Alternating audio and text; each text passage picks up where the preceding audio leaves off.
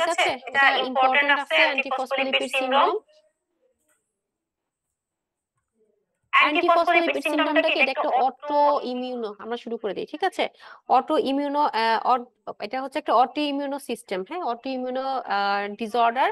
Antiphospholipid syndrome is an acute disorder characterized by predisposition to both venous and arterial thrombosis, recurrent fetal loss এবং thrombocytopenia। তাহলে antiphospholipid syndrome আমরা কাদেরকে বলবো? এটা একটা অটো ইমিউনিটি ডিসঅর্ডার, এবং তার তিনটা হচ্ছে কি ক্যারেক্টারিস্টিক থাকতে হবে। সেটা কি? একটা হচ্ছে ভেনাস এন্ড আর্টেরিয়াল থ্রম্বোসিস থাকতে হবে, ঠিক আছে? একটা ট্রেইট আছে, ট্রেইটটা কি? একটা হচ্ছে গিয়ে একটা থাকবে কি, একটা হচ্ছে আপনার থ্রম্বোসিসের একটা হিস্ট্রি থাকবে, হ্যাঁ, একটা হচ্ছে থ্রম্বোসিস, একটা হচ্ছে থ্রম্বোসিস থাকবে। 2 নাম্বারটা হইতেছে গিয়ে আপনার রিকারেন্ট প্রেগন্যান্সি লসের একটা হিস্ট্রি থাকবে, আর একটা হচ্ছে থ্রম্বোসাইটোপেনিয়া থাকবে, ঠিক আছে?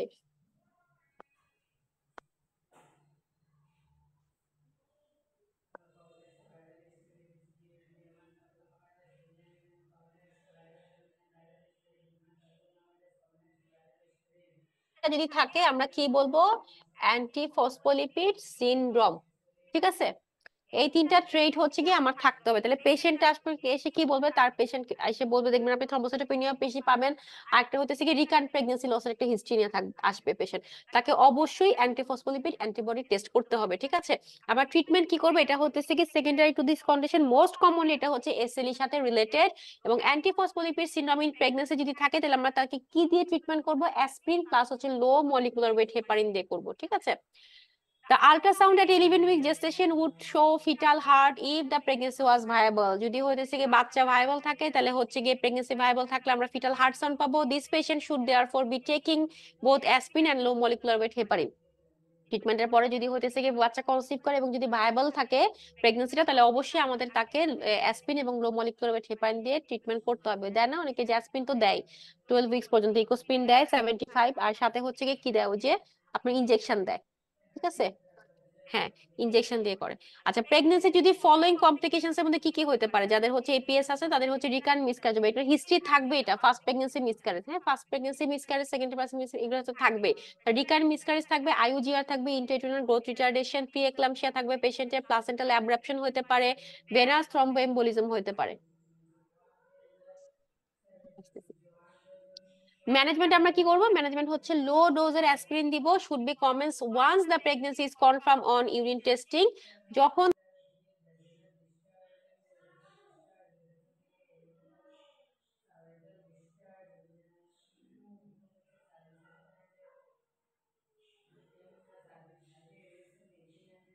হচ্ছে গিয়ে আমার প্রেগন্যান্সি পজিটিভ হবে, ইউরিন টেস্ট মানে হচ্ছে আমার ইউরিন টেস্টে যখন হচ্ছে গিয়ে প্রেগন্যান্সি পজিটিভ হবে, তখন থেকে আমরা অ্যাসপিরিন শুরু করে দিব। কোন পর্যন্ত? 12 উইকস পর্যন্ত টানা। লো মলিকুলার ওয়েট হেপারিনটা আমরা দিব কখন? যখন থেকে আমরা ফিটাল হার্ট রেটটা শুনবো, ওকে? কারণ হতেছে কি আগে থেকে হেপারিন দিলে কি হয়? আগে থেকে বলছি না যে আগে দিলে হইতেছে, পরে দিলে হইতেছে কি হেমোরেজ হবে, আর আগে দিলে কি হবে? আগে থেকে হচ্ছে কি মানে মিসক্যারেজ হয়ে যাবে। মানে যখন আমরা থেকে ফিটাল হার্ট সাউন্ডটা আমরা যখন আলট্রাসোনোগ্রামে শুনবো, তখন থেকে আমরা লো মলিকুলার ওয়েট হেপারিন দিয়ে ট্রিটমেন্ট করব। আর তার আগে লো ডোজ অ্যাসপিরিন দিব কখন? যখন হচ্ছে আমরা প্রেগন্যান্সি ইউরিনে পজিটিভ আসছে, তখনই হচ্ছে কি আমরা লো ডোজ অ্যাসপিরিন শুরু করে দিব। এবং এই লো মলিকুলার ওয়েট হেপারিনটা আমরা 34 সপ্তাহ পর্যন্ত কন্টিনিউ করব। ইন্টারভেনশন নিতে পারি, increase in live birth rate 7 fold, ঠিক আছে? ইন্টারভেনশন নিলে আপনার হচ্ছে গিয়ে লাইভ বার্থের চান্সেসটা বেড়ে যাবে, 7 গুণ বেশি আমরা পাবো। তাহলে এই যে তিনটা ট্রেড থাকে, এটা খুবই ইম্পর্টেন্ট: থ্রম্বোসিস, থ্রম্বোসাইটোপেনিয়া, আর একটা কি রিকারেন্ট প্রেগন্যান্সি লস। এটা পরীক্ষার কোশ্চেন এখান থেকে আসে। আচ্ছা, এরপর চলে আসবো হচ্ছে contraceptive choice for young people. Young people কারা? যারা হচ্ছে 16 বছর, এদেরকে আমরা বলতেছি ইয়াং পিপল। এবং এটা হচ্ছে গিয়ে আপনার এফআরএসএইচ টা কি? Faculty of sexual and reproductive health produce guidelines in 2010 concerning the provision of contraception of the young people. এই গাইডলাইনটাকে কি বলে? Freshers guideline. ফ্রেশার্স মানে কি? যারা ফ্রেশ, ঠিক আছে? এখন এখানে কি হচ্ছে, লিগাল এবং ইথিক্যাল ইস্যু আছে কিছু, যে এই age contents of sexual activity in UK কত? 16 ইয়ার্স পর্যন্ত সে নিজে আপনার হচ্ছে কনসেন্ট দিতে পারবে সেক্সের জন্য, হ্যাঁ? ওটা সব পাকনা। তো age of consent of sexual activity হচ্ছে ইউকে তে কত, 16 বছর। Practitioner may however provide advice and contraception if they feel that young person is competent. This is assessed using by freshers guideline. Competence কারা, যারা হচ্ছে গিয়ে মেন্টালি ফিজিক্যালি যারা হচ্ছে নরমাল, যাদের কোনো অ্যাবনর্মালিটি নাই, বা হচ্ছে গিয়ে আপনার ওটা কি বলে, মানে বুঝতে পারে না, বা হচ্ছে গিয়ে মানে আছে না যে অনেকে কথা বুঝতে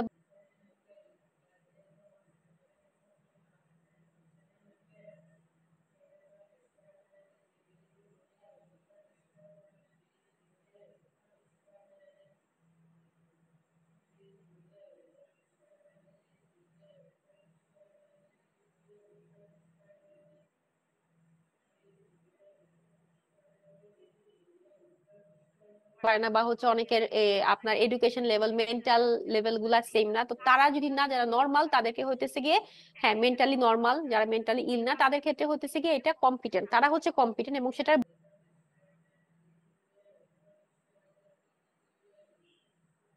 বয়স কত, কনসেন্টের 16 ইয়ার্স। পরীক্ষার question, children under the age 13 years are considered unable to consent for sexual intercourse. 13 বছরের নিচে যারা, তারা হচ্ছে unable to consent for sexual intercourse and hence consultation regarding the age group should automatically trigger child protection measure. এবং এই ক্ষেত্রে যদি সে আসে কোনোভাবে যে আমি কন্ট্রাসেপশন নিতে চাই, তখন আপনি কি করবেন, চাইল্ড প্রোটেকশন মেজার্সে আপনি অটোমেটিক্যালি আপনি সেখানে ইনফর্ম করতে পারবেন, 13 বছর নিচে যদি আসে। 16 বছর হলে তার ইচ্ছা, তার মর্জি। ওকে। এন্ড ফ্রেশার্স গাইডলাইনটা আমরা কি কি করব, the young person understand the professionals advice. আমি যে তাকে অ্যাডভাইস গুলা দিব, সেটা হচ্ছে কি তার বুঝার মানে মেন্টাল ক্যাপাসিটি থাকতে হবে। The young person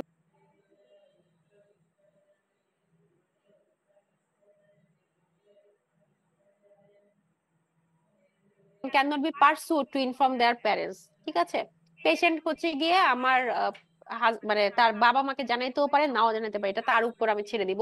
the young person is likely to begin or to continue having sexual intercourse with or without contraceptive treatment. সে যেটা করতে পারে, unless the young person receive contraceptive treatment, their physical or mental health or both are likely to suffer. এখন 16 বছরের একটা মেয়ে যদি আসে, সে যদি কন্ট্রাসেপশন না দেয়, তার যদি প্রেগনেন্সি চলে আসে, তাহলে এটা তার জন্য একটা ফিজিক্যাল এবং মেন্টাল একটা ট্রমা না। তো সেই ক্ষেত্রে তাকে আমরা অ্যাডভাইস করবো যে তার কন্ট্রাসেপশন নিতে হবে, ফ্রেশার্স গাইডলাইন অনুযায়ী তার কন্ট্রাসেপশন নিতে হবে আনটিল, নলে কি হবে, আনলেস তার হইতেছে গিয়ে ফিজিক্যাল এবং মেন্টাল হেলথটা হ্যাম্পার হবে। The young person best interest requiring them to receive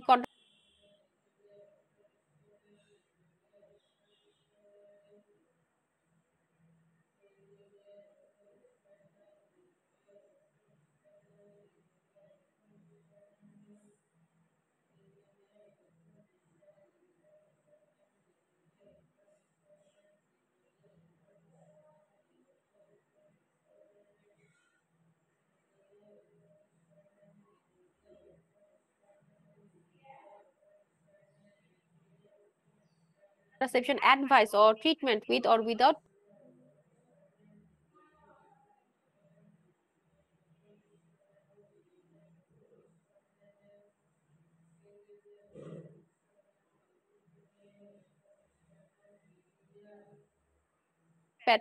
parental consent, এবং তারা তার বাবা মায়ের কনসেন্ট অনুযায়ী অর কনসেন্ট না অনুযায়ী যদি 16 বছর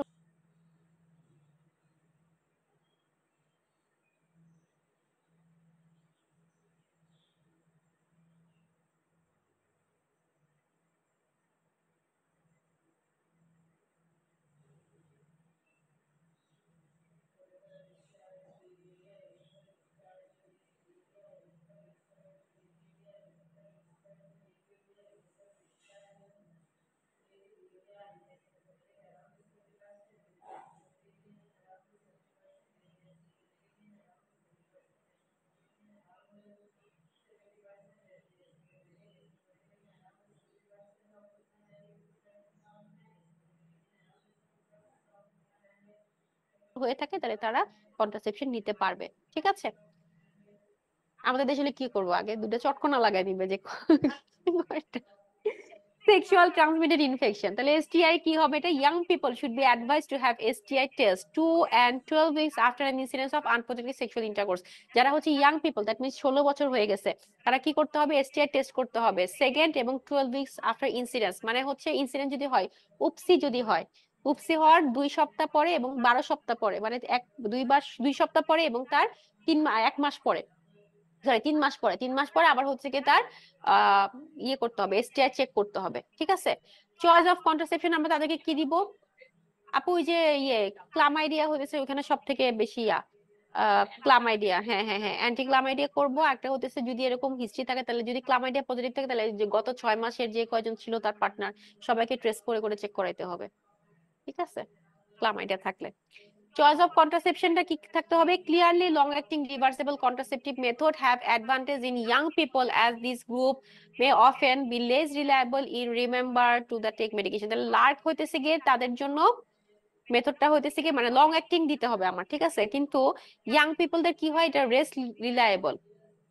কারণ তারা কি, তারা হচ্ছে যে মেডিকেশন খাইতে তাদের মনে থাকে না। আপনি সিওসিপি দিবেন, পপ দিবেন, তারা হইতেছে ভুলে যাবে, ছোট বাচ্চা তো ভুলে যাবে। তো সেক্ষেত্রে তাদের জন্য লার্কটা হইতেছে গিয়ে ভালো। হ্যাঁ, however there are some concern about the effect of progesterone only injection। ডিপো-প্রোভেরা আমরা দিতে পারি না, কারণ হচ্ছে কি এই সব ক্ষেত্রে বোন মিনারেল ডেনসিটিটা হচ্ছে কমার একটা চান্স থাকে। আইইউএস এবং IUD is 2 for women under age 20 years, meaning they may not be best choice। ঠিক আছে, আর একটা progesterone only implant is there for the LARC of choice of young people. তাহলে তাদের ক্ষেত্রে কোনটা ভালো? লার্কি হচ্ছে তাদের ক্ষেত্রে ভালো, কারণ কি যাদের হচ্ছে কি আপনার শর্ট অ্যাক্টিং যেগুলা মেডিসিন যেগুলা, তারা হচ্ছে ভুলে যাবে, ভুলে যাওয়ার কারণে তারা হচ্ছে এটা মানে কনসিভ করে ফেলতে পারে। তো তাদের ক্ষেত্রে ইমপ্লাননটা আমরা নিতে পারি। ইমপ্লাননটা হচ্ছে কি সব থেকে বেস্ট চয়েস, যেটা হচ্ছে 5 ইয়ার্স পর্যন্ত আপনাকে প্রোটেকশন দিবে চামড়ার নিচে, সাবডারমালি দিব আমরা। আর আমরা লার্কের মধ্যে ইয়ে দিতে পারি, ইনজেক্টেবলও দিতে পারি, কিন্তু ইনজেক্টেবল দিলে কি হয় যে বোন মিনারেল ডেনসিটিটা কমে যেতে পারে। আর একটা হইতেছে গিয়ে যে আপনার ক্যাটাগরি যদি আইইউএস এবং আইইউডি বলি, এটা হচ্ছে গিয়ে বেস্ট চয়েস না ওদের জন্য। ঠিক আছে, তো যার কারণে হতেছে কি আমরা এই ক্ষেত্রে আমরা হচ্ছে নেক্সট প্ল্যানটা হইতেছে বেস্ট চয়েস ফর দেম। ঠিক আছে, ওকে। এইচআইভি ইন প্রেগন্যান্সি অনেকবার পড়ছি না আমরা, আর পড়বো? একটু রিডিং দিয়ে দেন, ওই সেম থিং। ইনসিডেন্স কত, ফ্যাক্টরস কি কি আছে? ফ্যাক্টরস হচ্ছে কি আমাদের ফ্যাক্টরস গুলো কি কি? একটা হচ্ছে কি আমার রিডিউস করবে ভার্টিক্যাল ট্রান্সমিশন, ম্যাটারনাল অ্যান্টিরিট্রোভাইরাল থেরাপি আমার দিতে হবে, মোড অফ ডেলিভারি কি হবে আমার সিজারিয়ান সেকশন, নিওনাটাল অ্যান্টিরিট্রোভাইরাল থেরাপি দিতে হবে, এবং সাথে কি আমার ইনফ্যান্ট ফিডিংটা কি হবে? Bottle feed. স্ক্রিনিং আমরা কি করব? অবশ্যই হচ্ছে অল প্রেগন্যান্ট উম্যানকে আমরা হচ্ছে এইচআইভি টেস্ট করব। অ্যান্টিরিট্রোভাইরাল থেরাপি আমরা কি দিতে পারি? সব প্রেগন্যান্ট উম্যানকে আমরা হচ্ছে অফার করব antiretroviral therapy, whether they were taking it previously, যারা আগে নিছে তাদেরকেও দিব। ওকে, যদি হচ্ছে কারেন্টলি অ্যান্টিরিট্রোভাইরাল থেরাপিতে না থাকে, তাহলে হচ্ছে 28 থেকে 32 সপ্তাহের মধ্যে আমাদের চালু করে দিতে হবে।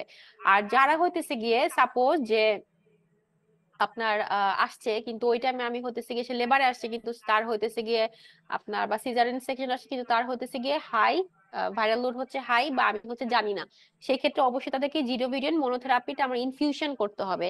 আর এটা তো মনে আছে সবার যে ভ্যাজিনাল ডেলিভারি কখন করব? 50-এর নিচে থাকলে, ইয়েস, 50-এর নিচে, ভাইরাল লোড লেস দ্যান 50 এট 36 উইক আমরা এনভিটি তে যাব। ঠিক আছে, আর আদারওয়াইজ হচ্ছে 50-এর বেশি থাকলে আমরা যাব কোথায়? সিএস এ যাব। নিওনাটাল অ্যান্টিরিট্রোভাইরাল থেরাপি আমরা কি দিতে পারি? জিরোভিডিন মনোথেরাপি দিতে পারি, অ্যাডমিনিস্টার করব হচ্ছে ওরালি যদি লেস দ্যান 50 থাকে। আর আদারওয়াইজ আমরা ট্রিপল অ্যান্টিরিট্রোভাইরাল থেরাপি দিব 4 থেকে 6 সপ্তাহ পর্যন্ত। ইনফ্যান্ট ফিডিং হচ্ছে অবশ্যই breast feed.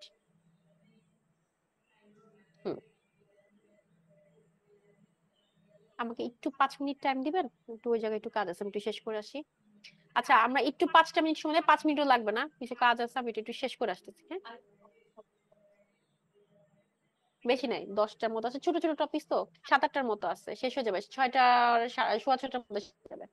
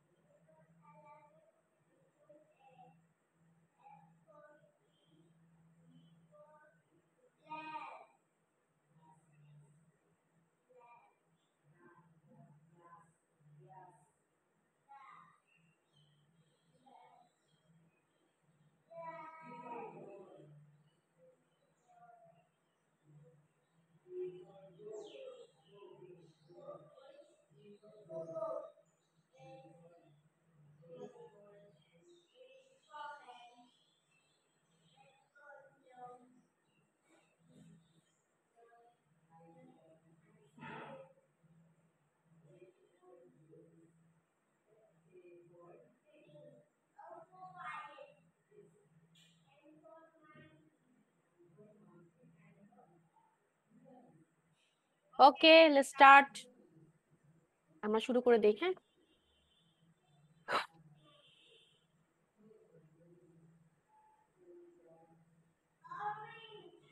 Ovary, Ipsen, menorrhagia, Gilbert, injectable,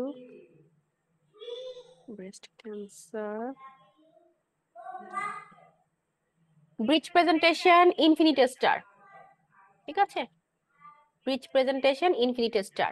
bridge presentation মানে কি? ব্রিজ প্রেজেন্টেশন মানে হচ্ছে সেফালিকের উল্টা। ঠিক আছে, মানে হচ্ছে মাথা উপরে থাকবে আর হচ্ছে গিয়ে বাটেকটা হচ্ছে নিচে থাকবে। তো ব্রিজ প্রেজেন্টেশন মানে নরমালি আমাদের কি থাকে, প্রেজেন্টিং পার্ট হতেছে হেড। হেডটা আমাদের কোথায় থাকতে হয়?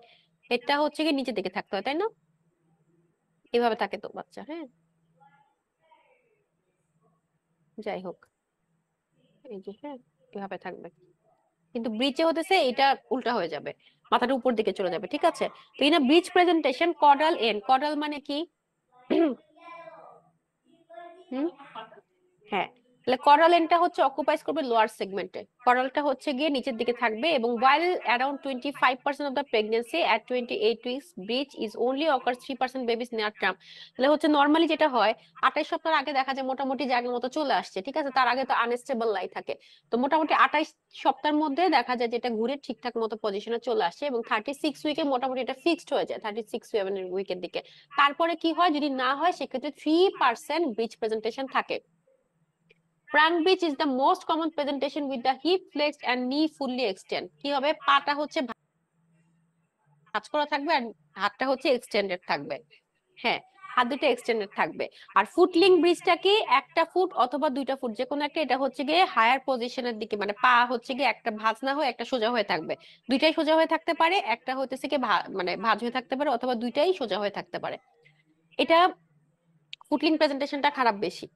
তারপর হচ্ছে কি bottom higher position, it's rare but higher perineal morbidity, এটা হচ্ছে রেয়ার, এই ফুটলিং প্রেজেন্টেশনটা রেয়ার, ফুটলিং প্রেজেন্টেশনটা হচ্ছে গিয়ে রেয়ার, কিন্তু এটা হচ্ছে হায়ার পেরিনাটাল মরবিডিটি থাকে এখানে, ঠিক আছে।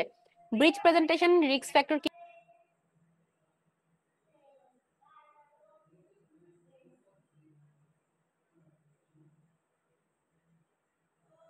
কি আছে, একটা হচ্ছে uterine malformation, placenta previa, polyhydramnios or oligohydramnios কখন হয়, একটা হচ্ছে গিয়ে ইউটেরাসে ম্যালফরমেশন আছে, ম্যালফরমেশনটা কি, ম্যালফরমেশন হতেছে কি আপনার ইউনিকর্নুয়েট, বাইকর্নুয়েট, ডায়াডেলফিস এরকম থাকতে পারে, ঠিক আছে, ওই ক্ষেত্রে হতেছে কি ঘোরার টাইম সে পায় নাই, সে ব্রিজ হয়ে গেছে ম্যালফরমেশনের জন্য। প্লাসেন্টা প্রিভিয়ার জন্য হতে পারে, প্লাসেন্টা নিচের দিকে আছে, এখানে হচ্ছে কি প্লাসেন্টা প্রিভিয়ার জন্য হতে পারে, পলিহাইড্রোমনিওসিসের জন্য হতে পারে, অলিগোর জন্য হতে পারে, ঠিক আছে। রিস্ক ফ্যাক্টর কি কি, একটা হচ্ছে ওই যে যেটা বললাম ইউটেরাইন ম্যালফরমেশন, একটা হচ্ছে ফাইব্রয়েড, ফাইব্রয়েডটা যদি বিগ ফাইব্রয়েড হয় ক্যাভিটিটাকে কি করে ডিস্টর্টেড করে দেয় না, তো যার যার কারণে হচ্ছে গিয়ে ওর বাচ্চা ব্রিজ হইতে পারে, সেক্ষেত্রে প্লাসেন্টা প্রিভিয়ার জন্য হতে পারে।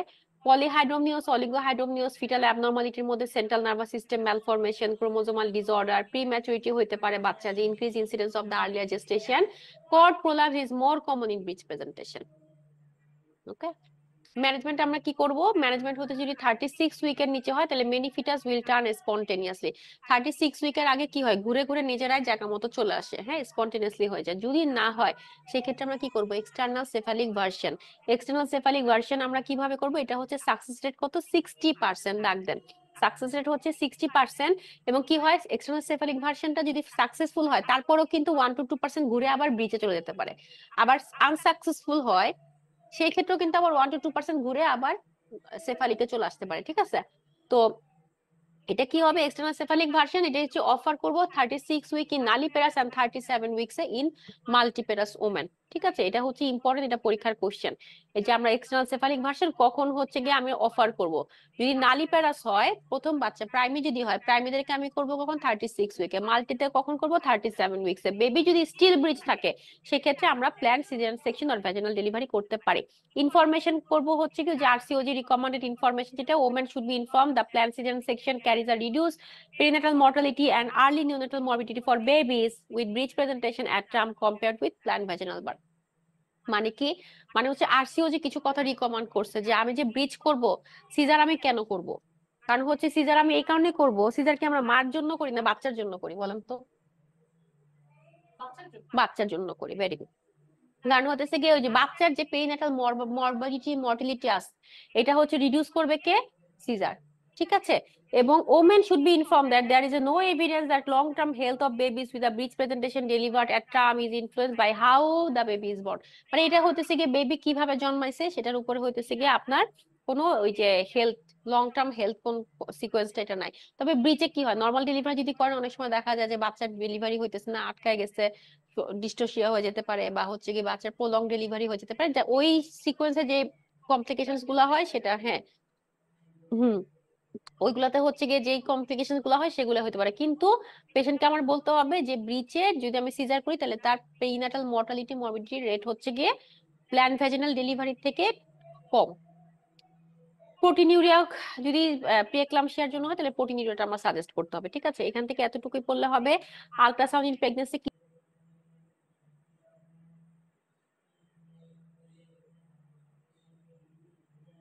কিছুই নাই এখানে, এই যে নাকাল ট্রান্সলুসেন্সি আমরা দেখি হচ্ছে 11 থেকে 13 সপ্তাহ আমরা পড়ছি, এটা 10 থেকে 13 সপ্তাহের মধ্যে পড়লাম না যে দুটা জিনিস দেখি, একটা হচ্ছে কি ডাউন সিনড্রোমের জন্য নাকাল ট্রান্সলুসেন্সি দেখি 10 to 13 + 6 উইকে, আরেকটা আমরা কি দেখি মাল্টিপল জেস্টেশন আর আর্লি ডেথ এস্টিমেশনের জন্য দেখি, ঠিক আছে। তাহলে আমরা হচ্ছে 11 থেকে 13 উইকস আমরা কি কি দেখতে পারি, down syndrome, congenital heart defect, abdominal ওয়াল যদি ডিফেক্ট থাকে সেটা আমরা আলট্রাসোনোগ্রাম করে দেখতে পারি। হাইপার ইকোজেনিক বাউল এটা আসে পরীক্ষাতে, যে হাইপার ইকোজেনিক বাউল যদি থাকে, হ্যাঁ বাচ্চার যে বাউল আমরা দেখতে পারি, যে হাইপার ইকোইক থাকে তাহলে কি হবে, হাইপার ইকোইক মানে জানেন তো সাদা, একদম সাদা ধবধবা বাউলটা, হ্যাঁ। অ্যানিকোইক মানে হচ্ছে কালো, আর যদি মাঝখানে যেটা থাকে হাইপো ইকোইক মানে সাদা কালোর মাঝখানে একটা মানে ধূসর টাইপের থাকবে, ঠিক আছে, সাদাও না কালোও না। তাহলে cystic fibrosis, down syndrome, cytomegalovirus ইনফেকশনের ক্ষেত্রে আমরা হাইপার ইকোজেনিক বাউল পাই, হ্যাঁ। পোস্টপার্টাম হেমোরেজ এটা আমরা পড়ে ফেলছি, তারপর একটু দেখেন পোস্টপার্টাম হেমোরেজ কখন ও সরি, ওটা হচ্ছে এপিএইচ পিপিএইচ এর ইয়ার মতো দেখছি আমরা একই। ঠিক আছে, তাহলে পোস্টপার্টাম হেমোরেজ আমরা হচ্ছে কি আমরা এটা পড়াইছি, আমরা আপনাকে এটা নোট করে দিছি, মাইল্ড মডারেট সিভিয়ার নোট করে দিছিলাম, তাই না? ওইটাই। তাহলে পোস্টপার্টাম হেমোরেজটা হচ্ছে কি যদি লস অফ 500 ml ব্লাড যদি আমার প্রাইমারি অর সেকেন্ডারি লস হয় পোস্টপার্টামলি, সেটাকে আমরা বলবো হচ্ছে পোস্টপার্টাম হেমোরেজ। প্রাইমারি পিপিএইচ কখন হবে আর সেকেন্ডারি কখন হবে? 24 ঘন্টা, অপারেশন করার 24 ঘন্টার মধ্যে বা হচ্ছে ডেলিভারি হওয়ার 24 ঘন্টার মধ্যে যদি ব্লিডিং স্টার্ট হয়, সেটাকে আমরা বলতেছি প্রাইমারি পিপিএইচ। এবং এটা কত পার্সেন্ট হবে? এটা হচ্ছে 5 to 7% অফ ডেলিভারিকে এফেক্ট করবে। Most common cause of PPH কি আমরা এটা সবাই জানি, এটা পরীক্ষার কোশ্চেন। ইউটেরাস কন্ট্রাক্টেড হইতেছে না, ঠিক আছে, ইউটেরাস কন্ট্রাকশন হচ্ছে না, এটাই হচ্ছে কি most common cause of PPH. Uterine atony 90% case. Other কজের মধ্যে কি হইতে পারে? জেনেটিক ট্রমা হইতে পারে, জেনিটাল ট্রমা লাইক ইয়ে হয়ে গেল, ইনজুরি হয়ে গেল, স্পিংটার ইনজুরি হয়ে গেল, হ্যাঁ অ্যানাল স্পিংটার ইনজুরি হয়ে গেল, অথবা হইতেছে কি আপনার ওই সময় আপনি ইয়ে করতে পারেন, বা আপনি হচ্ছে গিয়ে সাপোজ অপারেটিভ ভ্যাজিনাল ডেলিভারি করতেছেন, তখন হতেছে একটা ইনজুরি হয়ে গেল ভ্যাজিনাতে, ঠিক আছে। আর ক্লটিং ফ্যাক্টরে যদি সমস্যা থাকে সেই ক্ষেত্রে হচ্ছে কি আমাদের প্রাইমারি পিপিএইচ হতে পারে। রিস্ক ফ্যাক্টর কারা কারা প্রাইমারি পিপিএইচ এ? একটা হচ্ছে প্রিভিয়াস পিপিএইচ, আগের প্রেগন্যান্সিতে তার প্রিভিয়াস পিপিএইচ এর হিস্ট্রি ছিল, হ্যাঁ এটা কি আসলো?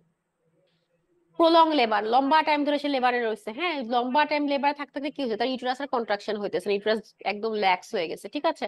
প্রি একলামশিয়া যদি হিস্ট্রি থাকে, পেশেন্টের হিস্ট্রি মানে হাইপারটেনশনের জন্য ব্লিডিং হওয়া শুরু হয়েছে, polyhydramnios, emergency caesarean section, placenta previa, macrosomia, বড় বাচ্চা ডেলিভারি করতে গিয়ে আপনি হচ্ছে ইনজুরি করে ফেলছেন, জেনিটাল ট্রমা হয়ে গেছে, রিটোড্রিন যদি দেই আমরা সেক্ষেত্রেও হইতে পারে।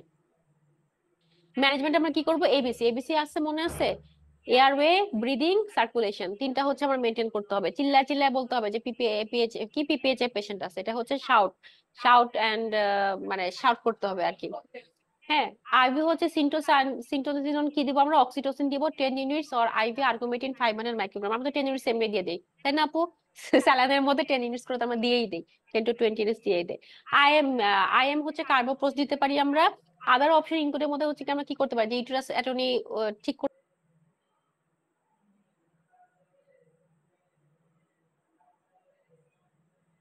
পারতেছি না, আমরা কি করবো? বিলিঞ্চ দিব। বিলিঞ্চে হচ্ছে লাইগেশন করতে পারবো, আমি ইন্টারনাল আর্টারি লাইগেশন করে দিতে পারবো, অথবা ইন্টারনাল আইলিয়াক আর্টারিতে লাইগেশন করে দিতে পারবো। আর যদি সিভিয়ার আনকন্ট্রোলড হেমোরেজ হয়, আমি কিছুতেই কিছু করতে পারতেছি না, তখন তো আমাদের কিছু করার নেই, হিস্টেক্টমি করে ফেলতে হবে, ঠিক আছে, লাইফ সেভিং প্রসিডিউরের জন্য। এখানে হচ্ছে হিস্টেক্টমি ইন্ডিকেটেড না, but due to life saving condition we should perform hysterectomy. Secondary PPH আমরা কখন হবে? এটা হচ্ছে 24 ঘন্টার পরে যদি হয় তাহলে আমরা সেকেন্ডারি হেমোরেজ বলবো, সেকেন্ডারি পিপিএইচ। তাহলে এটা হচ্ছে কিসের জন্য হয়? এটা মেইনলি হতেছে গিয়ে প্লাসেন্টাটা ঠিক মতো বের করা হয় না, এই কারণে হচ্ছে হতে পারে, কিন্তু এটা কিন্তু আপনার 3 মাস পরেও আপনার ব্লিডিংটা হইতে পারে, ঠিক আছে, এই আর কি। The effect of parity on the risks of PPH এটা কমপ্লিকেটেড হতে পারে। আর কি হচ্ছে previously definition of secondary PPH হচ্ছে 24 আওয়ার্স থেকে 6 উইক পর্যন্ত, বাট আরসিওজি গাইডলাইনে এটা বলছে 12 সপ্তাহ পর্যন্ত, এটা বলে দিছে, ঠিক আছে, নতুন। ব্রেস্ট ক্যান্সার, এখানে আমরা বারকাজিন পড়ছি, বারকাজিন 1 2। এখানে হচ্ছে ফ্যামিলিয়াল ব্রেস্ট ক্যান্সার আমরা কি কি দেখলে বলবো, সেটা হচ্ছে কি আমরা এখানে পড়বো ব্রেস্ট ক্যান্সারের মধ্যে আপনার এনএইচএস, এনএইচএস মানে হচ্ছে national health system breast screening programme is being expended to include women age 47 থেকে 73 পর্যন্ত। এই সময় হচ্ছে কি আমরা স্ক্রিনিং প্রোগ্রামের মধ্যে থাকতে হবে 47 বছর বয়স থেকে 73 বছর বয়স পর্যন্ত, ঠিক আছে।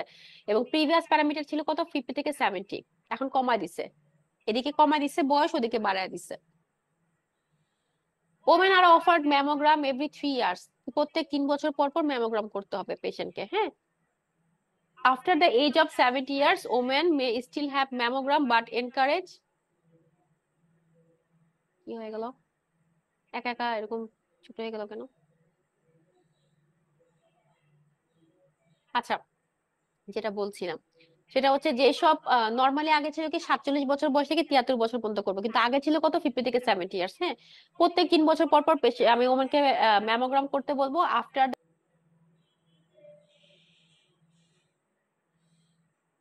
the age of 70 years women may still have mammogram but are encouraged to make their own appointment, ঠিক আছে। চার্জ নাই নাকি? একা একাই সব আসতেছে, ঠিক আছে তাহলে। আচ্ছা, এখানে হচ্ছে কি আপনার ফ্যামিলিয়াল ব্রেস্ট ক্যান্সারের কিছু আপনার ইন্ডিকেশন আছে, যে কারা হইতেছে গিয়ে গাইডলাইনস অন নিডস রেফারেল, কারা রেফারেলে যাবে, মানে কারা গাইনিক রেফারেলের কাছে আমি পাঠাই দিব, হ্যাঁ। if the person concerned only has one first degree or second degree related diagnosis with breast cancer, they do not need to refer unless any of the following present in the family history. অর্থাৎ আমার ফ্যামিলিতে যদি first degree second degree রিলেটিভের সাথে যদি diagnosis হয়, তাহলে আমার হচ্ছে রেফার করতে হবে না যতক্ষণ না পর্যন্ত এই জিনিসগুলো থাকে। সেটা কি? এইজ হচ্ছে গিয়ে 40 ইয়ার্স এর কম, বাইল্যাটারাল ব্রেস্ট ক্যান্সার, ঠিক আছে, মেল ব্রেস্ট ক্যান্সারের হিস্ট্রি আছে, ওভারিয়ান ক্যান্সারের হিস্ট্রি আছে ফ্যামিলিতে, জুইস অ্যানসেস্ট্রি। জুইস অ্যানসেস্ট্রি কারা? ওই যে যারা হইতেছে ওই যে ক্রিশ্চিয়ান, যারা ওই যে আপনার একদম নাম 45 ইয়ার্স, 45 বছর নিচে বয়সী কোনো রিলেটিভস এর যদি সার্কোমা থাকে, গ্লায়োমা যদি থাকে, complicated pattern of multiple cancer at young age, young এজে যদি হচ্ছে আমার ফ্যামিলিতে ইয়াং এজে আপনার হচ্ছে গিয়ে কমপ্লিকেটেড প্যাটার্ন আছে, complicated patterns of multiple cancer আছে, ঠিক আছে, personal history of breast cancer যদি থাকে, এগুলোকে আমি হচ্ছে গিয়ে আপনার স্পেশালিস্টের কাছে বা নিড করবে, রেফারেল নিড করবে, ঠিক আছে। এখন আসি আমরা যে women who are at increase risk of breast cancer due to family history may be offered screening from younger age. যাদের হচ্ছে ফ্যামিলিতে আপনার এইসব আছে যে যার ক্যান্সার হচ্ছে তার বয়স 40 এর কম, বাইলেটারাল ব্রেস্ট ক্যান্সার, আমার ফ্যামিলিতে যদি মেল ক্যান্সারের হিস্ট্রি থাকে, ওভারিয়ান ক্যান্সারের হিস্ট্রি থাকে, তাদেরকে, তারা তো হচ্ছে রিস্ক ফ্যাক্টর। তো কাদেরকে আমি হইতেছে গিয়ে ব্রেস্ট ক্লিনিকে ফার্দার পাঠাবো?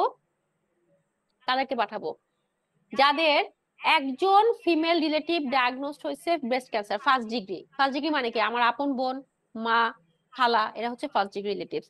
তো এরা যদি হচ্ছে গিয়ে কারো যদি ব্রেস্ট ক্যান্সার থাকে 40 বছরের নিচে, অথবা one first degree male relative diagnose with breast cancer at any age. আমার ফ্যামিলিতে যদি আমার ফার্স্ট ডিগ্রি রিলেটিভস এর 40 বছরের নিচে যদি ব্রেস্ট ক্যান্সারের হিস্ট্রি থাকে, অথবা আমার ফ্যামিলিতে মেল ব্রেস্ট ক্যান্সারের হিস্ট্রি থাকে যে কোনো এজে, আমার কার কাছে যেতে হবে? ব্রেস্ট ক্লিনিকে আমার মাস্ট রেফার করে দিবা আমাকে, ঠিক আছে।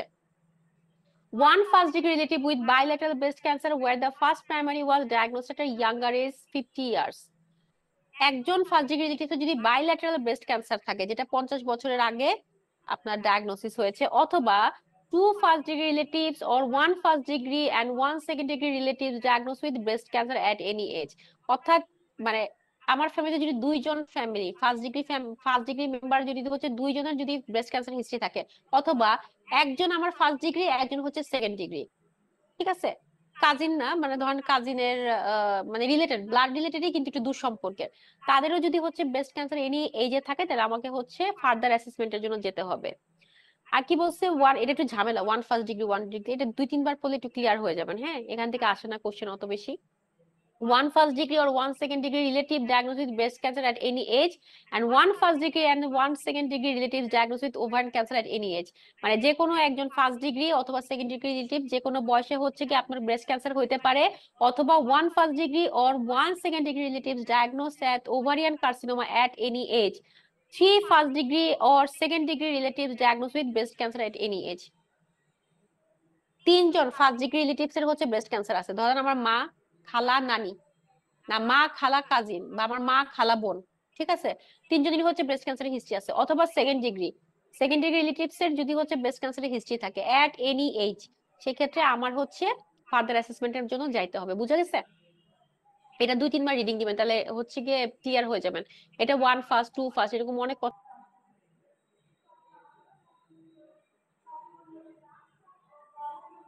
লেখা আছে। তো এই যে 2-3 বার যদি রিডিং দেন, তাহলে হচ্ছে গিয়ে এটা ক্লিয়ার হয়ে যাবেন। এখন বারকাজিনে আর হচ্ছে যে এটা দেখেন রিস্ক ফ্যাক্টর কি, বারকা 1, বারকা 2। বারকা 1 এর জন্য, বারকা 2 এর জন্য আমরা হচ্ছে ওভারিয়ান ক্যান্সার, ব্রেস্ট ক্যান্সার হবে। আর অপোজড ইস্ট্রোজেনের জন্য কি হবে? এন্ডোমেট্রিয়াল হাইপারপ্লেসিয়া থেকে এন্ডোমেট্রিয়াল ক্যান্সার হয়ে যাবে। ওকে, এখানে আর কিছু না, এটা জাস্ট রিডিং দেওয়ার, ওরকম কিছু না। এটা একটু একটু দেখেন, এই জায়গাটা একটু দেখেন, এই যে এনএইচএস প্যারামিটারটা একটু দেখেন। 47 থেকে 73 ইয়ার্স পর্যন্ত করবো, আর হচ্ছে ম্যামোগ্রাম করবো এভরি 3 ইয়ার্স। হ্যাঁ, সিগন্যালাইসিস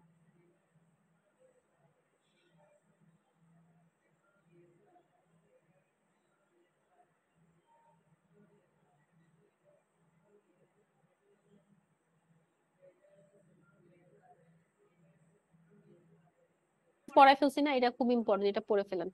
আমরা ফিজিওলজিতে পড়ছি, এটা খুবই ইম্পর্টেন্ট, এখান থেকে একটা কোশ্চেন থাকবে। ঠিক আছে, ভলিউম যদি কমে যায় কি বলবো, কনসেন্ট্রেশন যদি কমে যায় কি বলবো, না অ্যাজো মানে অ্যাবসেন্ট, 0 0। হ্যাঁ, মর্টালিটি কমা মানে হচ্ছে অলিগোস্পার্মিয়া, আর মরফোলজি কমা মানে হচ্ছে টেরাটোজোস্পার্মিয়া। ঠিক আছে,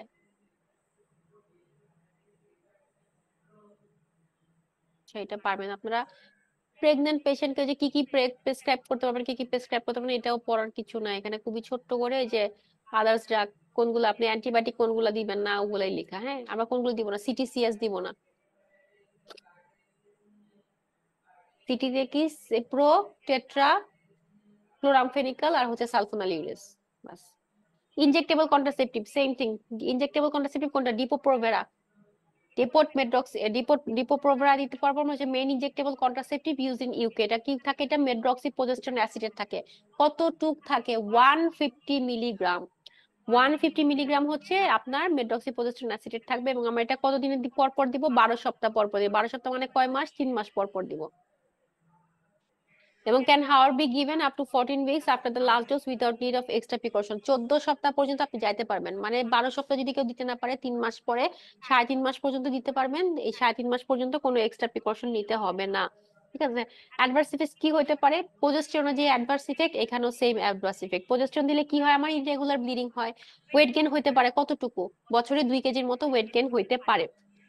May potentially increase risks of osteoporosis, should only be used in adolescents if no other method or contraception is suitable. Quickly reversible করতে পারে, ফার্টিলিটিটা হচ্ছে গিয়ে অল্প টাইমের মধ্যেই চলে আসে। ঠিক আছে, এই আর কি।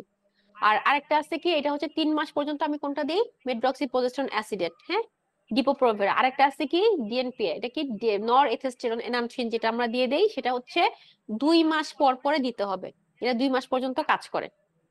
ঠিক আছে, এখানে আর কিছু নাই, তো আমরা সব পড়ছি। গিলবার্ট সিনড্রোমও ওরকম কিছুই না, গিলবার্ট সিনড্রোমটা হইতেছে একটা অটোজোমাল রিসেসিভ সিনড্রোম, এখানে তেমন পড়ার মতো কিছু নাই। অটোজোমাল রিসেসিভ সিনড্রোম আসে না কোনো সময় পরীক্ষায়, একটু জেনে রাখেন এটা একটা অটোজোমাল রিসেসিভ সিনড্রোম। কি হইতে পারে, এখানে বিলিরুবিন কনজুগেশনে প্রবলেম থাকবে due to deficiency of the এটার নাম নাম কি ছিল, আনকনজুগেটেড, আচ্ছা এটা আমি একটু দেখে নেই, ভুলে গেছি। আচ্ছা, এটা হচ্ছে গিয়ে uridine diphosphate glucuronyl transferase, uridine uridine diphosphate glucuronyl transferase, UDP মানে হচ্ছে ইউরিডিন ডাইফসফেট গ্লুকোরোনাইল ট্রান্সফারেজ, খালি ইউটা লিখেন, ইউরিডিন ডাইফসফেট, বাস বাকিটুকু লেখা আছে। তাহলে এটা যদি হচ্ছে ডেফিসিয়েন্সি থাকে, দেন সেই ক্ষেত্রে আমার হচ্ছে কি এটা গিলবার্ট সিনড্রোম হবে। এটা কি হয়, বিলিরুবিনটার মধ্যে কনজুগেশনের ডিফেক্ট থাকে। প্রিভিলেন্স কত, 1 থেকে 2% হবে। জেনারেল পপুলেশনের ফিচার্স কি কি থাকবে, এখানে হাইপার বিলিরুবিনেমিয়া হবে, আনকনজুগেটেড, নট ইন ইউরিন, ইউরিনে আমরা পাবো না, কিন্তু দেখা যাবে শরীর হলুদ হয়ে গেছে। জন্ডিসটা হতে পারে ডিউরিং দ্য ইন্টারকারেন্ট ইলনেস। ইনভেস্টিগেশন আমরা কি দিব, বিলিরুবিন লেভেল দেখবো, আর হচ্ছে আর কোনো ট্রিটমেন্ট এখানে লাগবে না, এখানে কোনো ট্রিটমেন্ট রিকোয়ার করার দরকার নেই, এটা একটা ইনহেরিটেন্স তো। সো এখানে মানে prolong fasting IV nicotinic acid আমরা দিতে পারি, বাট ওরকম কোনো ইমপ্রুভমেন্ট আমরা, যেহেতু এটা একটা অটোজোমাল সিনড্রোম। এটা একটাই কোশ্চেন আছে, এটা একটু কোশ্চেনটা এক্সপ্লানেশন করে নেন, আর আর কিছু এখানে লাগবে না। হ্যাঁ, মেনোরেজিয়া, মেনোরেজিয়া কি, what is menorrhagia? Excessive menstruation, excessive bleeding during menstruation যদি হয়, সেটাকে আমরা বলতেছি মেনোরেজিয়া। ফার্স্ট লাইন ট্রিটমেন্ট কি, মিরেনা, সবসময় মনে রাখবেন, মিরেনা হতেছে এটা ফার্স্ট লাইন ট্রিটমেন্ট। ঠিক আছে, তারপর এখানে কি করবো আমরা, এখানে ব্লাড লস হইতেছে গিয়ে টোটাল ব্লাড লস মোর দেন 80 ml পার মিনিট, মানে প্রত্যেকটা মাসিকে 80 ml এর বেশি ব্লিডিং হবে। And it is obviously difficult to quantity. Management has therefore shifted toward the women considered to be excessive. আচ্ছা, এখন আসলে ইনভেস্টিগেশন আমরা এখানে কি করব, ডাব্লিউবিসি মানে সরি সিবিসি কাউন্ট করব। সিবিসি কেন করব, কারণ হচ্ছে গিয়ে এত বেশি ব্লিডিং হবে যে পেশেন্ট হচ্ছে আপনার কি অ্যানিমিক হয়ে যাবে, এই জন্য হচ্ছে কি ফুল ব্লাড কাউন্ট করে আমাদের দেখতে হবে প্রত্যেকটা ওমেনকে। একটা আমরা কি করতে পারি, ফার্দার ইনভেস্টিগেশন আমরা হচ্ছে গিয়ে ডিপেন্ড করবে আমাদের হিস্ট্রির উপরে। আর এখন এগুলার কজ কি, মেনোরেজিয়া আমি বলছিলাম যে ডিসমেনোরিয়ার ফার্স্ট কজ হচ্ছে গিয়ে মনে রাখবেন এন্ডোমেট্রিয়াসিস, মেনোরেজিয়া মনে রাখবেন fibroid uterus.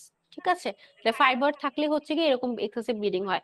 Does not require contraception যদি থাকে, এখানে হচ্ছে কি আমি যদি পেশেন্ট যদি হচ্ছে কন্ট্রাসেপশন নিতে না চায়, তাহলে হচ্ছে কি আমি কি করবো, মেফেনামিক অ্যাসিড দিতে পারি 500 করে, অথবা ট্রানএক্সামিক অ্যাসিড আমরা যেটা দিই 5 দিন করে 3 বেলা করে দেই। আর যদি ইমপ্রুভমেন্ট না হয় তাহলে হচ্ছে কি আমরা রেফারেল পাঠাই দিব। ঠিক আছে, কন্ট্রাসেপশন যদি চাই তাহলে সেক্ষেত্রে আমরা কি করব, আইইউএস দিতে পারি ফার্স্ট লাইন ট্রিটমেন্ট হিসাবে, কম্বাইন্ড ওসিপি দিতে পারি।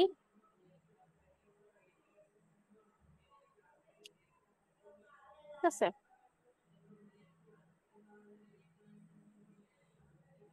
ওসিপি দিতে পারি, লং অ্যাক্টিং প্রজেস্টেরন দিতে পারি। এখন এটা কজ কি, মেনোরেজিয়ার কজ ফার্স্ট অফ অল তো বলতেছে যে ফাইব্রয়েড। হ্যাঁ, একটা হতে পারে ডিইউবি। ডিইউবি মানে কি, ডিসফাংশনাল ইউটেরাইন ব্লিডিং, অ্যানোভুলেটরি সাইকেলের জন্য হতে পারে। ইউটেরাইন ফাইব্রয়েড, হাইপোথাইরয়েডিজম, যদি কোনো ডিভাইস থাকে ভিতরে, ইন্ট্রাইউটেরাইন ডিভাইস থাকতে পারে। পিআইডির জন্য হতে পারে, ব্লিডিং ডিসঅর্ডার, বন ওয়েলবার্ন ডিজিজ, এগুলোর জন্য হচ্ছে গিয়ে আপনার মেনোরেজিয়া হতে পারে। তাহলে এটা একটু দেখে নিয়েন, এখান থেকে আসে না ওরকম, একবার দুইবার কোশ্চেন আসছিল, বাট ওরকম ইয়ে না, একটাই আসে, সেটা হচ্ছে আইইউএস, এটা হচ্ছে first line treatment of menorrhagia. ওকে,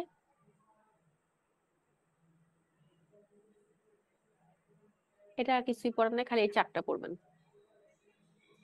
হুম, সিটিপিএ আর হচ্ছে ভিকো স্ক্যান। ভিকিউ স্ক্যান মানে কি, আর একটা হচ্ছে সিটিপিএ মানে কি? আপু এটা হচ্ছে ডিপ ভেন থ্রম্বোসিস।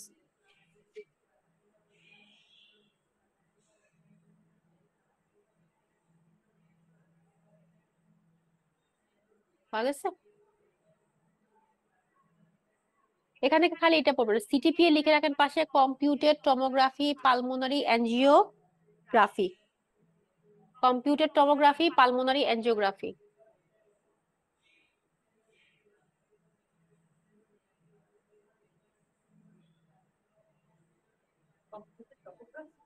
হুম, টমোগ্রাফি,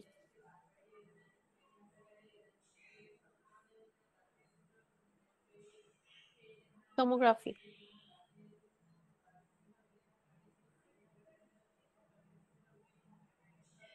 পালমোনারি অ্যাঞ্জিওগ্রাফি।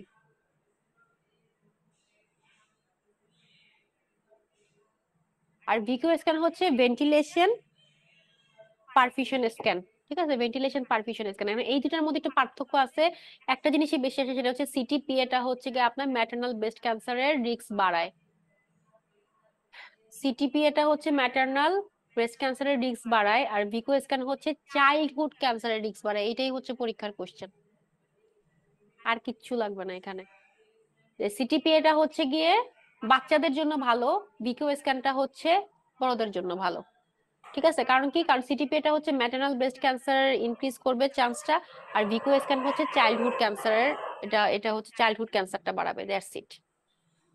একটা স্টার দিয়ে রাখতেছে এখানে, হ্যাঁ, একটা স্টার। এখন আসেন, প্রেগন্যান্সিতে ডিপ ভেন থ্রম্বোসিস আর পালমোনারি এম্বোলিজমের ওভারভিউ কি হবে। এটা হচ্ছে কি, একটা প্রেগন্যান্সি নিজে কি, প্রেগন্যান্সি নিজে একটা হাইপার কোয়াগুলেবল স্টেট, মেজরিটি হবে হচ্ছে লাস্ট ট্রাইমেস্টারে। প্যাথোফিজিওলজিটা কি হয় আমাদের, 7, 9, 10 এন্ড ফিব্রিনোজেন 2, 7, 9, 10, তাই না? ফিব্রিনোজেন কি, ফ্যাক্টর 2, তাহলে ফ্যাক্টর 2, 7, 9, 10 এটা যদি ইনক্রিজ করে, প্রোটিনেস ডিক্রিজ করে যায়, এবং ইউটেরাসটা হচ্ছে গিয়ে আপনার কি করে, intravenous coagulation causing venous stasis in the leg. ঠিক আছে, ম্যানেজমেন্ট আমরা কি করবো, এখানে হচ্ছে ওয়ারফেন কন্ট্রাইন্ডিকেটেড, আমরা ওয়ারফেন দিব না। সাবকিউটেনিয়াস লো মলিকুলার ওয়েট হেপারিন দিতে পারি, যেটা হচ্ছে কি প্রেফার টু আইভি হেপারিন, যেটা লেস ব্লিডিং ইন থ্রম্বোসাইটোপেনিয়া। এখান থেকে পড়া কিছু না, খালি ফ্যাক্টর গুলোর নামটা একটু মনে রাখেন, যে ফ্যাক্টর 2, 7, 9, 10 হচ্ছে গিয়ে ইনক্রিজ করবে, আর প্রোটিন এসটা হচ্ছে ডিক্রিজ করবে। এখন ওভারঅ্যান্ড হাইপার স্টিমুলেশন সিনড্রোম, এটা ইনফিনিটি স্টার, এটা আসে পরীক্ষাতে, সিনারিও দিয়ে দিবে পরীক্ষাতে, যে patient come to you with and she has a history of ovulation induction with lateral or injection HMG 5 days back, and now patient is developed ascites, oliguria, mild to moderate severe nausea, severe lower abdominal pain. So which of the following ovarian hyperstimulation syndrome is occurred? ঠিক আছে? So mild, moderate, severe, critical এটা পড়তে হবে। তো over hyper stimulation সিনড্রোমটাকে, এটা হচ্ছে কি হয়, ওভারিটাতে হচ্ছে হাইপার স্টিমুলেটেড হয়ে যাচ্ছে, মানে ওভারিকে আমি যখন জোর করব বড় হওয়ার জন্য তখন কি হবে, ওর হাইপার স্টিমুলেশন হবে। এই হাইপার স্টিমুলেশনের জন্য কিছু সিমটমস আমার ডেভেলপ করবে, সেটাকে আমরা বলতেছি হচ্ছে ovarian hyper stimulation syndrome. কেন হবে? কারণ হচ্ছে high level is not only oestrogen and progesterone but also vasoactive substance increase করবে। হ্যাঁ, আমরা কি করি যে ওভারিকে যখন ইচ্ছা করে জোর করে বড় করব, কি হবে, ওর বেশি বেশি ইস্ট্রোজেন রিলিজ হবে না ওর? হ্যাঁ, বেশি বেশি ইস্ট্রোজেন রিলিজ হবে, সাথে কি হবে, তার প্রোজেস্টেরন রিলিজ হবে, এবং তার সাথে আমাদের কিছু ভেজোঅ্যাক্টিভ সাবস্টেন্স যেটা VEGF, vascular endothelial growth factor, এগুলা হইতেছে রিলিজ হওয়া শুরু করবে, যার কারণে আমার হচ্ছে ovarian hyper stimulation syndrome হবে। ঠিক আছে? তো সেই ক্ষেত্রে মেইনলি আমাদের কোনটা দিয়ে হয়, এটা হচ্ছে কি যে letrozole clomiphene therapy, HMG injection, ACG injection, এগুলো দিলে হইতেছে এগুলো হয় বেশি। এখন আমাদের জাস্ট চার্টে একটু পড়তে হবে যে মাইল্ড সিমটম কোনগুলা, মডারেট সিমটম কোনগুলো। এখানে সবকিছু লেখেও নাই, আপনার সেকেন্ড পার্ট যখন আপনারা পড়বেন ইনশাআল্লাহ, পার্ট 2 যখন দিবেন তখন দেখবেন যে এটা বিশাল বড় একটা চার্ট, এবং এটার মধ্যে কতটুকু থাকে, অলিগিউরিয়া কতটুকু কমবে, হেমাটোক্রিট কতটুকু কমবে, প্রোটিনেমিয়া কতটুকু কমবে, এগুলো সব পাশে লেখা আছে। ঠিক আছে? এটা বিশাল বড় একটা চার্ট। তো মাইল্ডলি আমরা কি পাবো, মাইল্ডলি হচ্ছে কি অ্যাবডোমিনাল পেইন পাবো, অ্যাবডোমিনাল ব্লটিং পাবো। হ্যাঁ, মডারেটে হচ্ছে মাইল্ড নওশিয়া ভমিটিং থাকতে পারে। আলট্রাসোনোগ্রামে আমি এভিডেন্স পাবো অ্যাসাইটিস, আলট্রাসোনোগ্রামে। ক্লিনিক্যালি যদি আমি অ্যাসাইটিস পাই, সেটা হচ্ছে severe ovarian hyper stimulation syndrome. ঠিক আছে? আলট্রাসোনোতে পাইলে হচ্ছে সেটা মডারেট অ্যানুরিয়া হবে এখানে। ঠিক আছে? এখানে পাশে লিখতে পারেন আপনার অ্যাসাইটিস, এভিডেন্স অফ অ্যাসাইটিস এর পাশে লিখে রাখেন অ্যানুরিয়া, মানে ইউরিনটা কমে যাবে। আর সিভিয়ারি, সরি অ্যানুরিয়া না, সরি, এখানে হচ্ছে গিয়ে ইউরিন ইউরিন আউটপুটটা কমে যাবে। সিভিয়ারে কি হবে, আপনার নওশিয়া ভমিটিং, সাথে হচ্ছে আমি ক্লিনিক্যাল এভিডেন্স অফ অ্যাসাইটিস পাবো পেশেন্টকে। মডারেটে হচ্ছে নওশিয়া ভমিটিং থাকবে, সাথে আমি আলট্রাসোনোগ্রামে আপনি তো যখন আলট্রাসোনোগ্রাম দিবেন, ওভার হাইপারস্টিমুলেশন কিন্তু আলট্রাসোনোগ্রাম দিতে হয়। ঠিক আছে? আলট্রাসোনোগ্রামে আমি অ্যাসাইটিস পাবো, কিন্তু সিভিআরে আবার আপনি ক্লিনিক্যালি পেশেন্টকে আপনি অ্যাসাইটিস পাবেন, সাথে হচ্ছে অলিগিউরিয়া থাকবে, ইউরিন কমে যাবে, হেমাটোক্রিট হচ্ছে মোর দ্যান 45% থাকবে, হাইপোপ্রোটিনেমিয়া হবে। ঠিক আছে? ক্রিটিক্যালি কি হবে, ক্রিটিক্যালি আপনার হইতেছে কি আপনার সিভিয়ার নওশিয়া ভমিটিং থাকবে, সিভিয়ার অ্যাবডোমিনাল পেইন থাকবে, সাথে আমাদের হইতেছে ওভার আপনার ইয়ে হবে, মানে পুরা শরীরে যদি হচ্ছে ইয়ে হয়, অ্যাসিডিস হয়, কি বলে এটাকে বলেন তো, হাইড্রোথোরাক্স হয়ে যাবে পেশেন্টকে, আমরা হাইড্রোথোরাক্স পাবো। অ্যানাসাকা তো পাবোই, হ্যাঁ অ্যানাসাকা পাবো, প্লাস হচ্ছে হাইড্রোথোরাক্স পাবো ক্রিটিক্যালি। হ্যাঁ, হাইড্রোথোরাক্স পাবো, অ্যাকিউট রেসপিরেটরি ডিস্ট্রেস সিনড্রোম পাবো। ওখানে কি ছিল, অলিগিউরিয়া ছিল সিভিয়ারে, আর এখানে হচ্ছে অ্যানুরিয়া হয়ে যাবে, ইউরিন আউটপুট বন্ধ হয়ে যাবে। হ্যাঁ, আরটা কি থাকবে, টেন্স অ্যাসাইটিস থাকবে। ওকে, আর হেমাটোক্রিট এখানে হয়ে যাবে, লিখে রাখেন পাশে, মোর দেন 55%, মোর দেন 55%।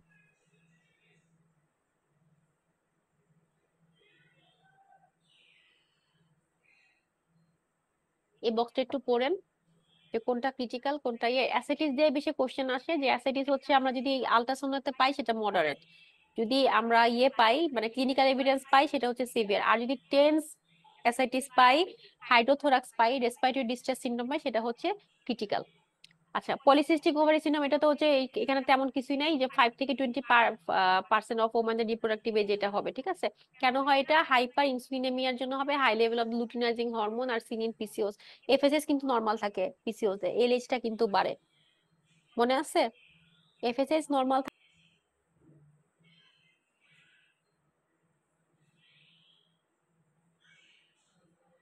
থাকবে এখানে, কিন্তু এলএইচটা হচ্ছে গিয়ে বাড়ে। জেনারেলি আমরা কি পাই এখানে, weight reduction if appropriate, women requires contraception, then combined oral contraceptive pill আমি এখানে দিতে পারি, রেগুলার 2 সাইকেল, কারণ এতে তো অ্যানোভুলেশন থাকে, পিরিয়ড হয় না ঠিক মতো, তাই না? পিরিয়ড হয় না ঠিক মতো, এই জন্য পিরিয়ড ঠিক করার জন্য আমরা কি দিতে পারি, সিওসিপি দিতে পারি। হার্সুটিজম একনে হইতে পারে, আর COCP pill may be use for manage hirsutism, সেই ক্ষেত্রে আমরা দিতে পারি। তারপর মিনোসিটোলও দিতে পারি। আর কি দিব, if doesn't response to COCP then topical eflornithine may be tried. Topically আমরা ওষুধ দিতে পারি, স্পাইনোলেক্টন, ফ্লুটামাইড, ফিনিস্টাডিন, এগুলো হচ্ছে কি আপনার স্পেশাল সুপারভিশনের জন্য দেওয়া যেতে পারে। ইনফার্টাইল যদি আসে এটার জন্য, তাহলে আমরা কি করবো, পিসিওএস এর পেশেন্টে ফার্স্টে বলবো হচ্ছে ওয়েট রিডাকশন করতে। Weight reduction is appropriate management of infertility in patient with PCOS should be supervised by specialist. তাহলে হচ্ছে কি আমরা ম্যানেজমেন্ট করব স্পেশালিস্টকে দিয়ে। There is an ongoing debate as to whether metformin, clomiphene or combined should be used to stimulate ovulation. আমরা কি করি, আমরা হচ্ছে ক্লোমিফেন সাইটেট দিয়ে, ওরা হচ্ছে আরসিটিতে কি করে ক্লোমিফেন সাইটেট দিয়ে করে, এবং ক্লোমিফেন সাইটেট যদি 3 মাস দেওয়ার পর যদি অ্যানোভুলেশন হয় তাহলে তার সাথে মেটফর্মিন দিয়ে আরো 3 মাস দেয়, যদি না হয় তাহলে হচ্ছে কি এটা ক্লোমিফেন রেজিস্ট্যান্স বলে। ঠিক আছে, তাহলে ক্লোমিফেন সাইটেট দিয়ে আমরা দেখতে পারি। আর হচ্ছে কি কি দিতে পারি আমরা, অ্যান্টি এস্ট্রোজেন কিছু ড্রাগস আছে ওগুলো দিতে পারি। Metformin is also used either combination with clomiphene or alone. Okay, এই আর কি। আচ্ছা, ফিচার্স এর মধ্যে কি থাকতে পারে, আপনার পিসিওএস এর সাবফার্টিলিটি অর ইনফার্টিলিটি থাকতে পারে, মিনস্ট্রুয়াল ডিস্টারবেন্স থাকবে, অলিগোমেনোরিয়া অর অ্যামোনিরিয়া থাকবে, হার্সুটিজম অ্যাকনে থাকতে পারে due to hyperandrogenism, obesity থাকবে, পেশেন্টের অ্যাকান্থোসিস নাইগ্রেন্স থাকবে due to insulin resistance. Investigation করে আমরা দেখবো, পেলিভিক আলট্রাসোনোগ্রাম করে আমরা মাল্টিপল সিস্ট পাবো ওভারিতে। আমরা ছিল না, এটা হচ্ছে যদি ভলিউম, ওভারিয়ান ভলিউম কত হবে, মোর দ্যান 10 কিউবিক সেন্টিমিটার। আর কতগুলা থাকবে আপনার, মোর দ্যান 12 ফলিকল, পাশে লিখে রাখেন, আলট্রাসোনোগ্রাম ফিচার লিখে রাখেন পাশে ছোট্ট করে। মোর দ্যান 12 ফলিকল থাকবে, এক একটা ফলিকল হচ্ছে 2 থেকে 9 মিলিমিটারের মতো হবে সাইজ। আপু একটু পাশে লিখে রাখেন, মোর দ্যান 12 ফলিকল পাবো আমরা। More than 12 follicle, 2 to 9 millimetre in size. Volume হচ্ছে কি ওভারির মোর দ্যান 10 কিউবিক সেন্টিমিটার হবে। ভলিউম হচ্ছে 10 cubic, more than 10 cubic centimetre, CM3। হ্যাঁ হ্যাঁ, 2 to 9 মিলিমিটার এক একটা সাইজ, 2 থেকে 9 মিলিমিটারের মতো হবে।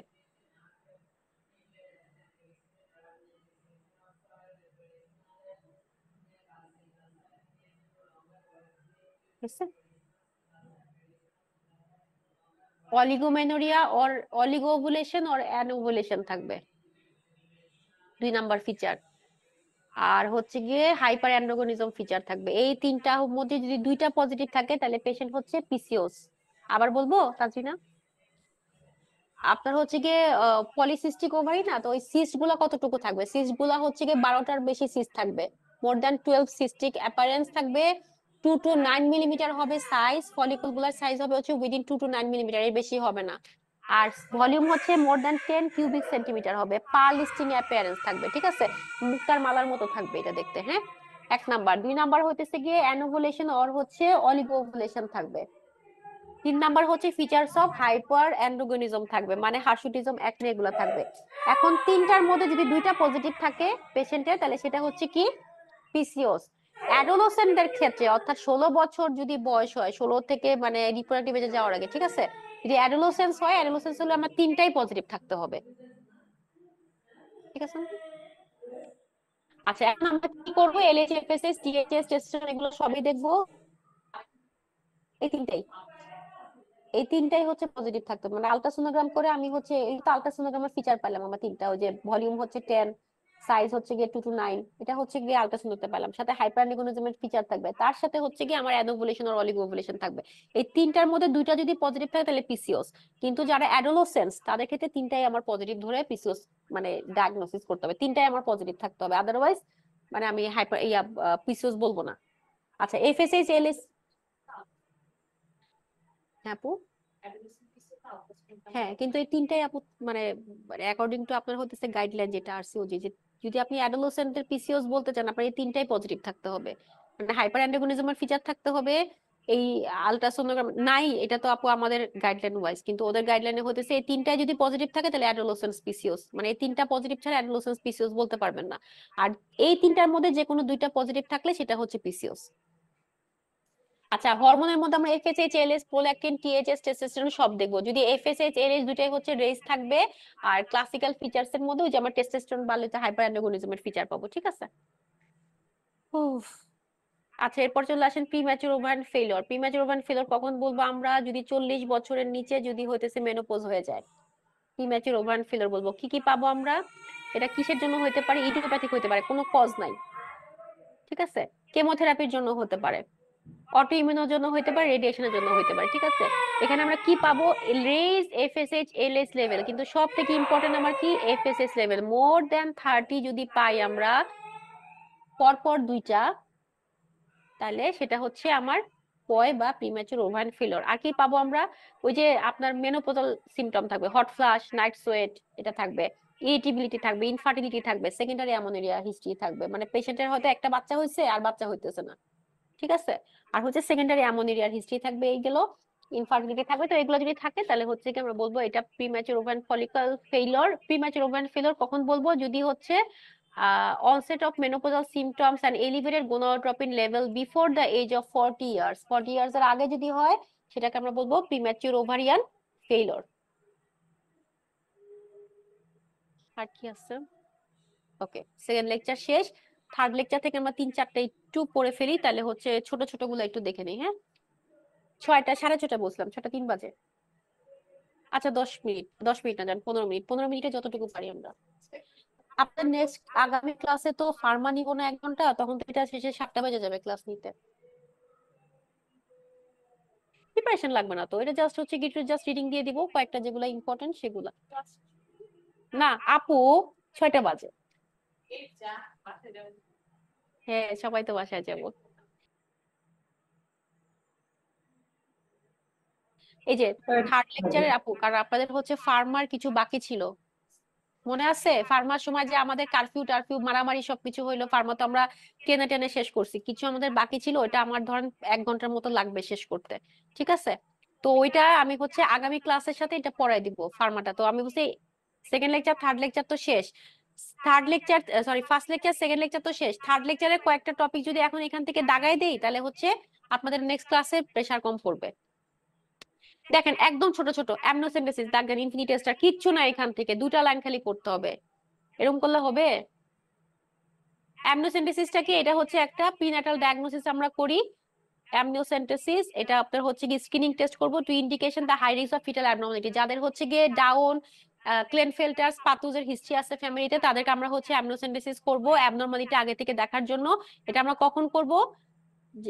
এটা করব হচ্ছে গিয়ে 11 সপ্তাহ থেকে 16 সপ্তাহের মধ্যে আমরা করব, ঠিক আছে। ইউজুয়ালি পারফর্ম করব হচ্ছে 16 সপ্তাহে, 11 থেকে 16 সপ্তাহ, সরি শুধু এটা হচ্ছে 16 সপ্তাহে করবো, 15 সপ্তাহ আগে করব না। 15 সপ্তাহ আগে করলে এটা হচ্ছে আর্লি অ্যামনোসেন্টেসিস হবে, ঠিক আছে। 15 উইকস এর আগে করব না, এটা হচ্ছে 15 থেকে 16 উইকস এর মধ্যে করব। ফিটাল লস হতে পারে কত? 0.5 থেকে 1%, এটাই হচ্ছে পরীক্ষার কোশ্চেন, আর কিচ্ছু না এখান থেকে, ঠিক আছে। এই দেখেন মাঝখানে লাইনটা দেখেন, এই যে amniocentesis usually perform 16 weeks, risk of fetal loss হচ্ছে 0.5 থেকে 1%, এটাই পরীক্ষার কোশ্চেন। হ্যাঁ, আরেকটা কি হচ্ছে কতটুকু ফ্লুইড আমরা নেই? around 20 ml fluid removed by transabdominal needle under ultrasonogram guidance। Ultrasonogram ধরবেন, ধরে হচ্ছে ট্রান্সঅ্যাবডোমিনাল নিডল দিয়ে আমরা হচ্ছে কি করব, একদম অ্যামনিওটিক ফ্লুইড নিব 20 ml নিব, 20 ml নিয়ে ওটাকে আমরা হচ্ছে গিয়ে টেস্ট করব, এটাই হচ্ছে অ্যামনিওসেন্টেসিস প্রসেস, ঠিক আছে। 15 সপ্তাহ আগে আমরা করব না, 16 সপ্তাহ পর থেকে করব, এবং এটা হচ্ছে 0.5 থেকে 1% হচ্ছে এটা রিস্ক অফ ফিটাল লস থাকতে পারে। আর ক্যারিওটাইপটা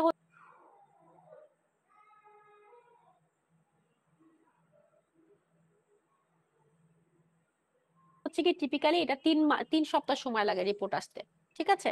ক্যারিওটাইপিংটা হচ্ছে এই বাচ্চার আমরা করব, ক্যারিওটাইপিং করব, বুঝা গেছে। অ্যামনিওসেন্টেসিস থেকে আমরা কি করব, বাচ্চার ক্যারিওটাইপিংটা করব। ওকে, তাহলে কন্ডিশন কখন আমরা হচ্ছে ডায়াগনোস করব, এটা কন্ডিশন হুইচ মে ডায়াগনোস, এটা হচ্ছে নিউরাল টিউব ডিফেক্ট আমরা ডায়াগনোস করতে পারি।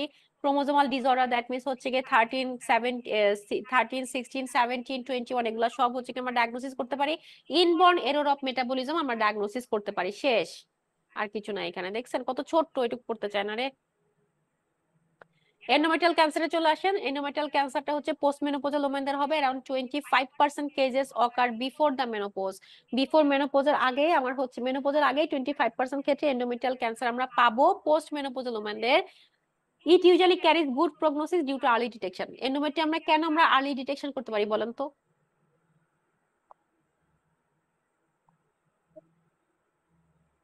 একটা তো ব্লিডিং, আর একটা হচ্ছে যারা এইচআরটি না ওদের তো কদিন পর পর দেখতে হয়, যার কারণে হচ্ছে আপনার তাড়াতাড়ি হচ্ছে এটা ডায়াগনোসিস করা যায়। যদি হচ্ছে এন্ডোমেট্রিয়াম হাইপারপ্লেসিয়া হইতে থাকে পোস্ট মেনোপজে, তো আমার এন্ডোমেট্রিয়াল হাইপারপ্লেসিয়া হওয়া খারাপ, তাই না? কারণ ও তো হচ্ছে মেনস্ট্রুয়েশন তো বন্ধ, তাহলে ও শেডিং আউট কিভাবে হবে, তাই না? কারণ হচ্ছে ইস্ট্রোজেন তো কমে যাবে, পোস্ট মেনোপজে কি হয়, ইস্ট্রন হবে, ইস্ট্রাডাল কমে যাবে, প্রোজেস্টেরনটা হচ্ছে গিয়ে তাহলে বেশি কাজ করতে, তাহলে এই ক্ষেত্রে হচ্ছে গিয়ে আমার এই এন্ডোমেট্রিয়ামটা হাইপারপ্লেসিয়া হইতে হইতে কি হয়ে যাবে, তার ক্যান্সারের দিকে চলে যাবে। যার কারণে আমরা এইচআরটি দিলে কি করি, ওই যে রেগুলার চেকআপ করতে হয় না 2 মাস পর পরে, এই চার্টে দিলে কিন্তু 2 থেকে 3 মাস পর পরে আলট্রাসোনোগ্রাম করে দেখতে হয় এন্ডোমেট্রিয়ামের থিকনেস কতটুকু।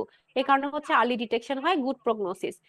রিস্ক ফ্যাক্টর কি কি? আমার রিস্ক ফ্যাক্টর হইতেছে গিয়ে obesity, nulliparity, early menarche, late menopause, unopposed oestrogen, যদি হচ্ছে progesterone oestrogen reduce the risk, ঠিক আছে। অ্যাডিশন অফ প্রজেস্টেরন, যে আমার প্রজেস্টেরন যদি দেয় তাহলে হচ্ছে রিডিউস করবে রিস্ক। কিভাবে রিডিউস করবে? ইস্ট্রোজেন হাইপারপ্লেসিয়া করবে, প্রজেস্টেরন কি করবে? দেওয়ার পরে উইথড্র করলে ব্লিডিং হয়ে বাইরে হয়ে যাবে, ঠিক আছে।